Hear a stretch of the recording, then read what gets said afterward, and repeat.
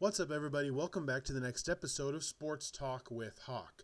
Today we look at the Cincinnati Bengals, who often are known as the Bungles. The question is, can they stay out of the cellar? Let's find out. Here we go.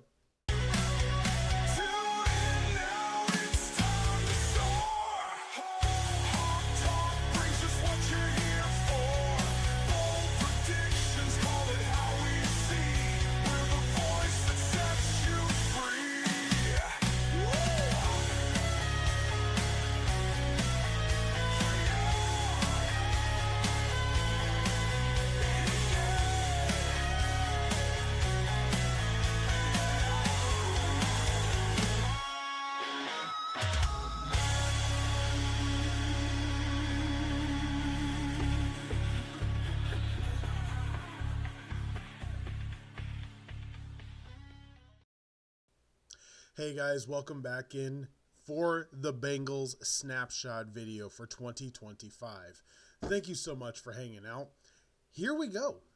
This one, remember I said the Dolphins was kind of confusing.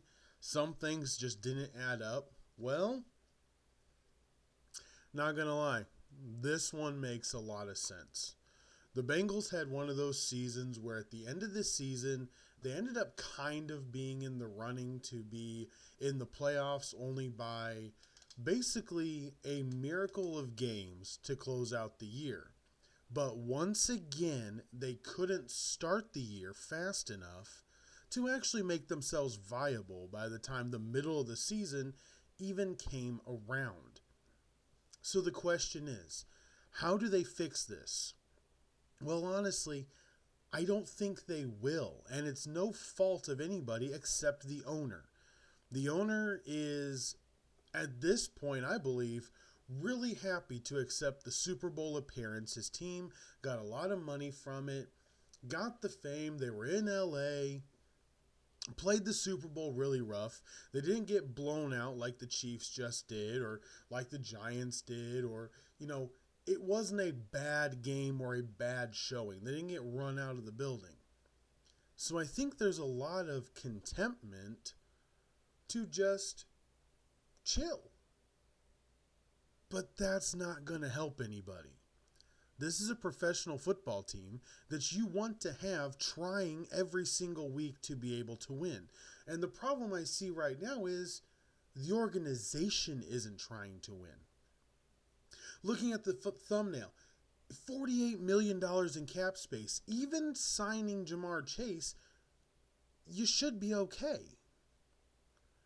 Even signing T. Higgins, you should still have enough to get solid role players on defense. But we all know that's not what's going to happen. The issue of Joe Burrow's contract. They sold the rights to Paul Brown Stadium. They sold the naming rights to the stadium to pay his contract.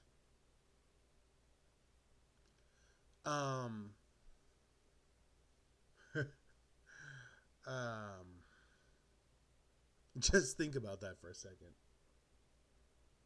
They sold the naming rights to a stadium to pay for their quarterback. That means it's probably the least wealthiest owner in the league. The success is there because of Joe Burrow being an outstanding, franchise-altering quarterback. Jamar Chase is a franchise-altering wide receiver. Yet you've destroyed this team defensively. Looking at the numbers, here we go. They were 9th in total offense. 9th. But look at the difference in this. Now, this is 9th.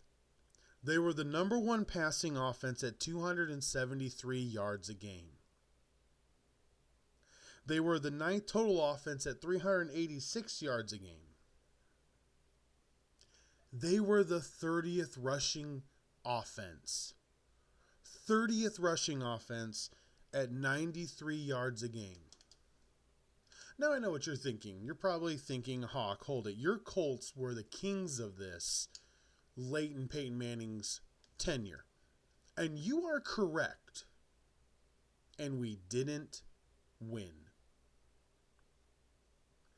They let go of Joe Mixon. They traded Joe Mixon away. Now, I do like Chase Brown. I do think he is a running back that I hope will be able to take the next steps this year. It's going to take an offensive line, probably a piece or two more to really give him the ability to take that next step. The Zach Moss signing was whatever. They didn't spend a ton of money on him, but Moss was never a very highly touted running back to come into a running back room.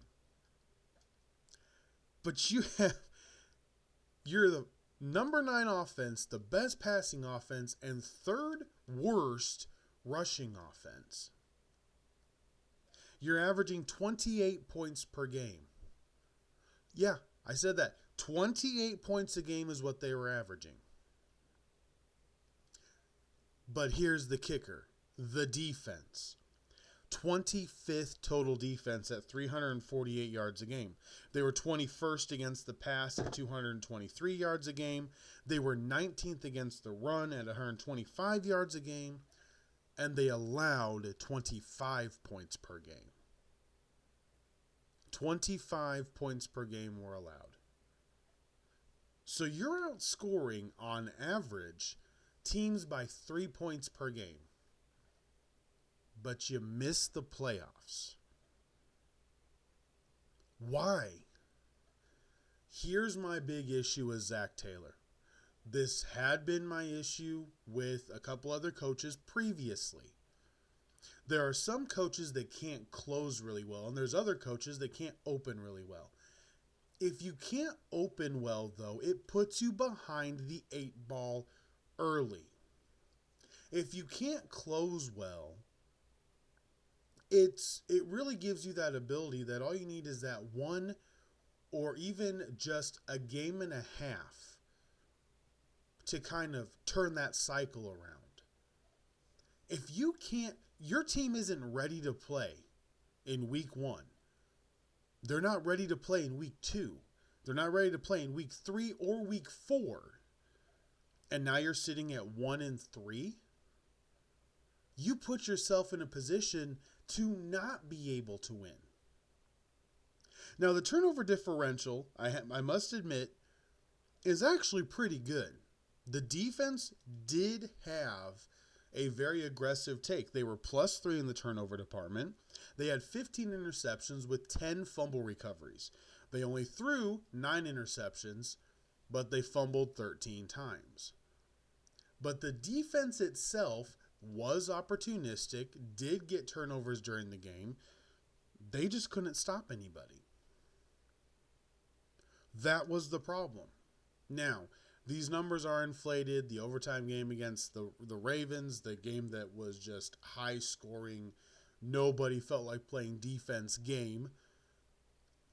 Obviously, that's in there. But you can't take games out, just like you can't take a game where they were starting their third string quarterback against you. All the games count. That's why it averages out into what this is.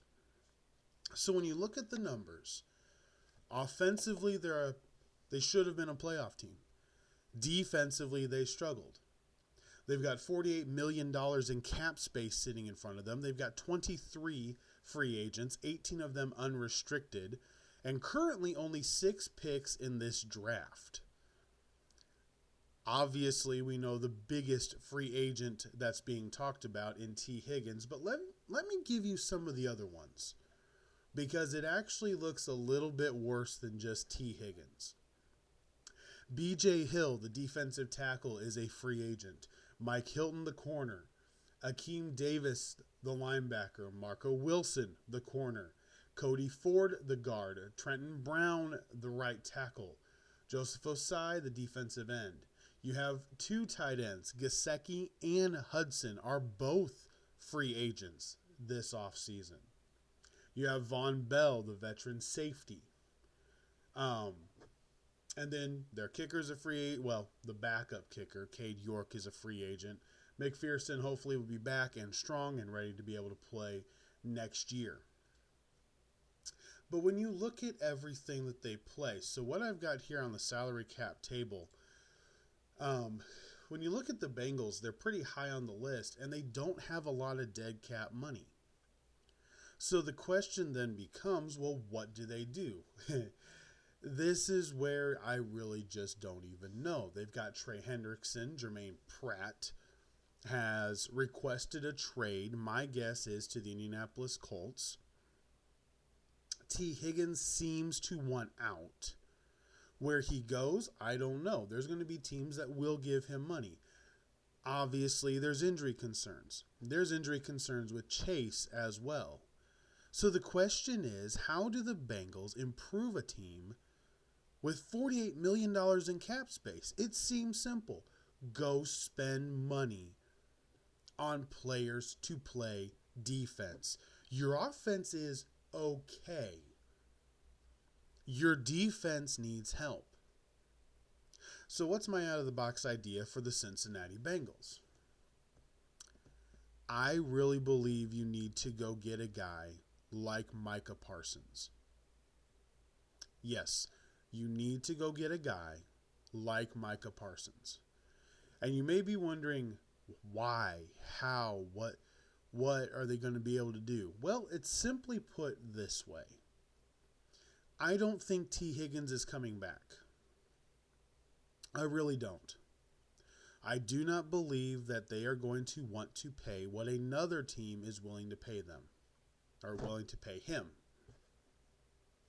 So my thought is you need to go get another player, go opposite of Trey Hendrickson, and create a pass rush in the quarterback-heavy AFC.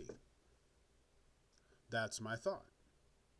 The quarterback-heavy AFC means you need a defensive line pass rush. It also means you need a secondary. You're going to trade your 17th pick away to get Micah Parsons. That's pretty obvious, expected, whatever. You're probably going to end up trading next year's second-round pick. There's reports out there that 2 first-round picks are going to be required for Parsons. I don't see that. I think you can get 1 first-round pick, especially this year. You can get a first-round pick and then, a third next year, maybe even a 5th or 6th this year, whatever it may be. So Parsons isn't going to be as expensive as a Myles Garrett, who is a true game wrecker. Yes, he's older, but he has proven he can play the run, he can play the pass. He's one of the most dominant rushers in the NFL. Micah Parsons has fed on the bad offensive lines of Washington and New York. Not as impressive when you break everything down. When teams start running at him, he kind of falls apart. But in Cincinnati, where you've got the AFC with Lamar Jackson and Josh Allen and Patrick Mahomes, Bo Nix is a runner. C.J. Stroud sits in the pocket, but he can scramble. He showed it in the playoffs. Justin Herbert can scramble, showed it in the playoffs. Drake May scrambles, for gosh sakes. You are talking about an entire conference with quarterbacks that have legs that actually work. This is not the days of Carson Palmer and Peyton Manning and Tom Brady. This is not those days. Every single quarterback can be a Steve McNair. Every quarterback has the ability to be an Air McNair. They may not scramble for great lengths like Lamar Jackson does, but Drake May, Bo Nix, Patrick Mahomes even plays more like Air McNair than he does Lamar Jackson. It's opportunistic running, not necessarily purposeful running. So you could really use a guy that can run like Micah Parsons in this AFC. Make the trade for him. And if you don't want to go with Micah Parsons, which, fine, it'll be expensive, I get that, then make the trade with the Colts. Trade Jermaine Pratt,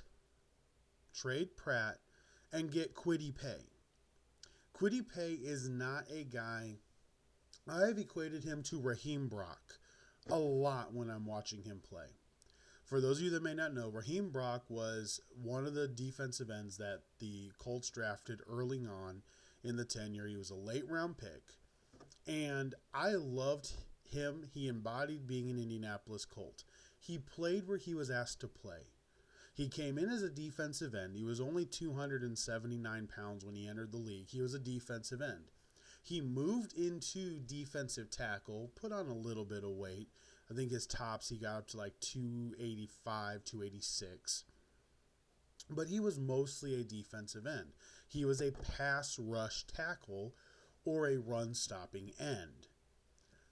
Trey Hendrickson with Kwity Paye would give him the ability, because Kwity Paye does a bull rush very, very well. They both could bull rush on the edges and collapse the pocket. And then you just have to worry about the defensive tackle area, making sure that the running game is secure. You've got options, and I think Paye, Pratt together, the Bengals probably would have to give up a pick just because of the age difference and the salary difference at that point. But that would be about it. But you need to get Trey Hendrickson help. That is very clear. You have the number 17 pick in the draft. You've got to use it. It's got to be used, I think, on the offensive line. At this stage, if the offensive linemen are there, there's going to be about potentially 5 to 6 offensive linemen drafted in the first round. If number 4 and number 5 are here, I think you take them. If number 6 is there, you can trade back. Get picks. I would. You're either trading back and getting more picks, or you use this pick and trade to get players. Go get a player. There are plenty of current players that want an opportunity somewhere else. Not because they're necessarily unhappy, but just because sometimes staying in the same location just doesn't work. It's just one of those things that ends up happening. It's not necessarily bad. It's just, I've played here for 5-6 years. I want to go somewhere else. It's really that simple. It's nothing that's personal. It's just, I want to experience what somebody else does. Especially for a guy that may not have won anything yet. That is sometimes the thought philosophy around, I don't really want to sign a contract because I want to go somewhere else and experience what their team is like, what that organization is like. Players are the same way as we are with our jobs. We know certain companies have a great reputation. We want to go work for them if we could. We know other companies have a bad reputation and we avoid them. There's no difference when it comes to the players.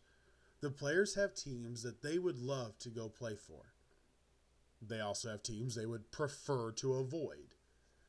So what if you were to get, I know he's older, so you shouldn't have to spend much. What if you could get Cam Jordan from the New Orleans Saints? Not a bad option. It would help you anyway as you're trying to kind of stopgap just to make the playoffs. You could then draft a rookie in the 4th round and have him learn from Trey Hendrickson and Cam Jordan. Yes, my entire focus with the Cincinnati Bengals is on the defense. Offensively, you add a piece or two on the offensive line. You will need to get another receiver. Jamar Chase is going to be able to demand a lot of attention. I have seen a lot of people say at this point in the draft, potentially Colston Loveland will be available to draft. And if he is, do not trade this pick away. Get Loveland for Burrow. You have no tight ends that are going to be on the roster. Obviously, I think they're going to sign one in free agency, but get your rookie tight end to go with Chase. Chase can stretch the outside. The tight end can stretch the middle. Chase Brown, I do like as the running back coming out of the backfield. Get some weapons if you can. But your defense is obviously what failed you. And your offense early wasn't ready to play football. If Zach Taylor doesn't make the playoffs again, I do believe he will get fired, and I do believe this is a spot for Mike McCarthy to come in and will succeed very quickly because Mike McCarthy will be ready to play. I know he's got coaching gaffes, but Zach Taylor can't get guys ready to play football. I don't believe he coaches up players at all. Look at the team. There's nothing he's coaching up. So at this point, I think the best thing would be try to go get an edge rusher with that pick. If you can't get the edge rusher you want with that pick, hopefully Loveland is there. If Loveland isn't there, you go offensive line. And if the offensive line isn't there, you trade back. Yeah, I'm going stair-stepping down the different options you have because you have to fix the defense and the team needs help. You've only got 6 picks in the draft.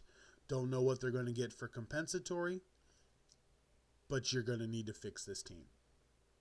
The Cincinnati Bengals have too much star power on the offensive side to not even make the playoffs. Going back to, this looks like the Peyton Manning era Colts, but we made the playoffs. We still won 12 games a year. That's not what they're doing. We still had a team. These guys are just, something's off. And Joe Burrow does not like Zach Taylor. That is abundantly clear.